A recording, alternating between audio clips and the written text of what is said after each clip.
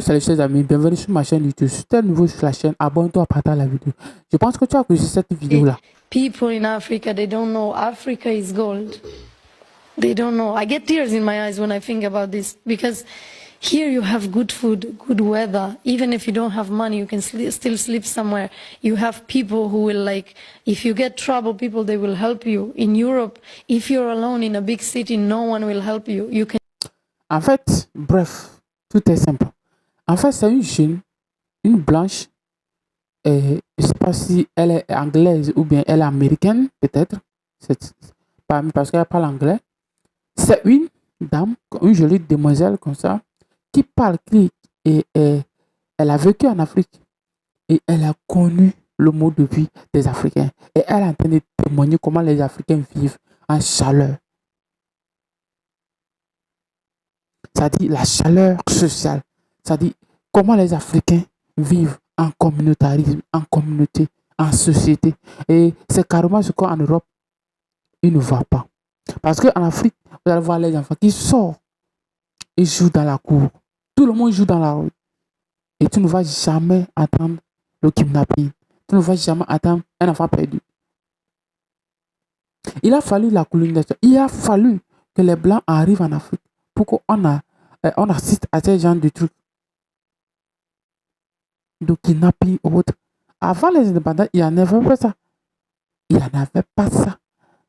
Et juste après les indépendants, même quand nos villes n'étaient pas développées, on n'avait pas ce genre de problème de kidnapping. Les enfants, tout le monde joue. Même jusqu'aujourd'hui, quand vous arrivez dans certains villages, dans certaines villes, les jeunes, les enfants jouent. Ils jouent dans la rue. Quelqu'un peut laisser son enfant à une amie ou à un amant, à un ami, et il va au travail durant toute la journée. C'est comme ça que les Africains vivent en société. Nous partageons.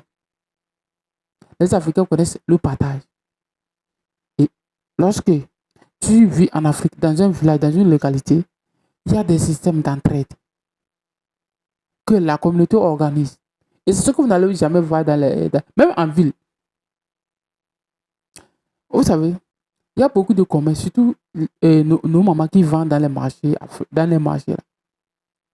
La majorité ne prête pas d'argent en banque. Même dans les microfinances. Peu. Ils font des grosses tontines.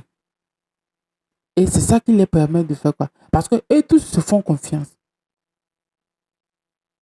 Et les Africains ont cette mode de culture. Donc pour eux, les Africains partagent. Il suffit d'avoir un domicile, tu dors, tu te réveilles et c'est fini.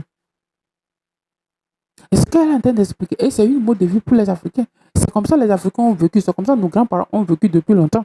Parce qu'il y a l'entraide, il y a de l'aide aux petits frères, aux grands frères, et tout le monde profite de ce que la communauté gagne.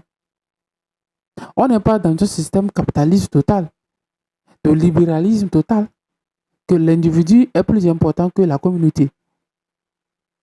Et c'est ce que nos dirigeants, je pense que l'Afrique doit adopter pour pouvoir arriver parce que le capitalisme, que vous voulez ou pas, le capitalisme va aboutir à son déclin.